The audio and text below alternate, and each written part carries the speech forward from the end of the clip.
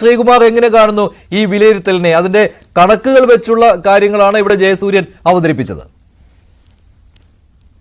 അത് പാലക്കാട്ടും അതുപോലെ തന്നെ വയനാടും ചേലക്കരയിലും ഒക്കെ BJP ജയിക്കുമെന്ന് BJPയും CPM ജയിക്കുമെന്ന് CPM പറയാറുണ്ടല്ലോ. പാലക്കാട് മാത്രമേ BJPക്ക് സാധ്യതയുള്ളൂ. ചേലക്കരയും വയനാടും വിട്ടുകളാം BJPയുടെ അക്കൗണ്ടിൽ നിന്ന്. അതുപോലെ വയനാട് LDFന്റെ അക്കൗണ്ടിൽ നിന്ന് വിട്ടുകളയാം.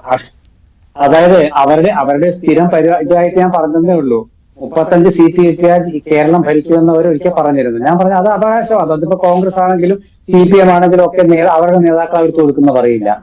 പക്ഷെ പാലക്കാട് BJPക്ക് കഴിഞ്ഞ തവണ ശ്രീധരൻ മത്സരിച്ച കാര്യം ഇവരാരും പറയുന്നില്ല. ഇവിടെ സംസാരിച്ച നമ്മുടെ ജയസൂര്യനും പറയുന്നത് ശ്രീധരനെ കുറിച്ച് പറയുന്നില്ല. ശ്രീധരൻ മത്സരിച്ചുകൊണ്ടാണ് കഴിഞ്ഞ തവണ BJP 2ാം സ്ഥാനത്ത് എത്തിയത്. ശ്രീധരൻ മത്സരിക്കാത്ത ഈ തെരഞ്ഞെടുപ്പിൽ, പ്രത്യേകിച്ച് ഭരണവിരുദ്ധ വികാരം കൂടുതലുള്ള ഈ തെരഞ്ഞെടുപ്പില്, ഒരുപാട് രാഷ്ട്രീയമായ ഒരുപാട് അപജയങ്ങൾ കണ്ട ഈ തെരഞ്ഞെടുപ്പില് BJPക്ക് ഒരു തരത്തിലുള്ള മുന്നേറ്റം ഞാൻ കാണുന്നില്ല. എനിക്ക് തോന്നുന്നത് BJP 2ാം സ്ഥാനത്തോ 3ാം സ്ഥാനത്തോ എന്നുള്ളതല്ല വിഷയം. അവർക്ക് ശ്രീധരൻ ഉണ്ടാക്കി കൊടുത്ത വോട്ട് ഇത്തവണ എങ്ങനെ അവർക്ക് കൈക്കലാക്കാൻ പറ്റുമോ അതവർ പറയണ്ടേ. ശ്രീധരന് കിട്ടിയ വോട്ട് അതേപോലെ കൃഷ്ണകുമാറിന് കിട്ടുമോ? ഇല്ല. കാരണം എന്താണ്? പൊതുസമ്മതനായിരുന്നു ശ്രീധരൻ. കൃഷ്ണകുമാർ BJPയിൽ പോലും സമ്മതനല്ലാത്തതുകൊണ്ടാണല്ലോ സന്ദീപ് വാര്യർ BJP വിട്ടത്. ഇപ്പൊ ഇവരിപ്പോ പറയുന്നത് എന്താ? സന്ദീപ് വാര്യർ BJP വിട്ട് കോൺഗ്രസ് ചേർന്നുകൊണ്ട് കോൺഗ്രസ് അപകടത്തിലേക്ക് പോകുന്നതെന്നാണ്. അപ്പൊ സരിൻ കോൺഗ്രസ് വിട്ട് CPM ചേർന്നപ്പോ എന്താ പറയുന്നത്? അപ്പോഴും കോൺഗ്രസിന് അപകടം. സരിൻ പോയപ്പോ കോൺഗ്രസിന് അപകടം, സന്ദീപ് വാര്യർ വന്നാലും കോൺഗ്രസിന് അപകടം. അപ്പൊ കോൺഗ്രസിന് ഗുണം എപ്പോഴാണ്? അതായത് കോൺഗ്രസിൽ ഒരാൾ പോയാൽ കോൺഗ്രസിന് അപകടം, കോൺഗ്രസിലേക്ക് ഒരാൾ വന്നാലും കോൺഗ്രസിന് അപകടം. എന്ത് രാഷ്ട്രീയം മനുഷ്യ. അപ്പൊ അതുകൊണ്ട് നമ്മൾ ഒന്ന് ഗവനിക്കേണ്ട. താങ്കളുടെ ഒരു വിലയിരുത്തൽ എങ്ങനെയാണ്? എന്താണ് എന്തായാലും UDF ജയിക്കുമെന്നുള്ളതാണല്ലോ. അതിനെ താങ്കൾ എങ്ങനെ അത് സാധൂകരിക്കും? ഇവിടെ പോളിംഗ് പെർസെന്റേജ് വെച്ച് പറയാൻ പറ്റുകയില്ല. പെർസെന്റേജ് കുറഞ്ഞിട്ടില്ല, ചിലപ്പോൾ കുറച്ച് കുറവുണ്ടായേക്കും. പക്ഷെ അത് വലിയ രീതിയിൽ നമുക്കത് ചർച്ച ചെയ്യേണ്ട ഒരു ആവശ്യം വരുന്നില്ല. ഇല്ല, അത് നമ്മൾ ഇപ്പോഴത്തെ പോളിംഗ് പെർസെന്റേജ് നിങ്ങളത് കാര്യം മനസ്സിലാക്കുക.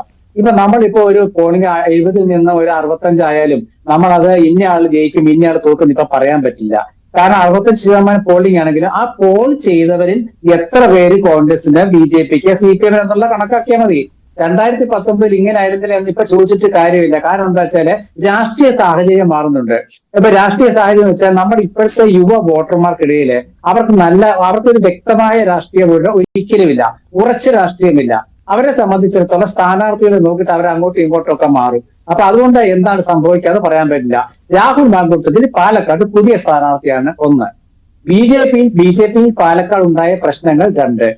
കോൺഗ്രസിൽ നിന്ന് സരീൻ പോയപ്പോൾ CPMലേക്ക് സരീൻ ചേക്കേറിയ ശേഷം CPMൽ ഉണ്ടായിട്ടുള്ള പ്രശ്നങ്ങൾ 3.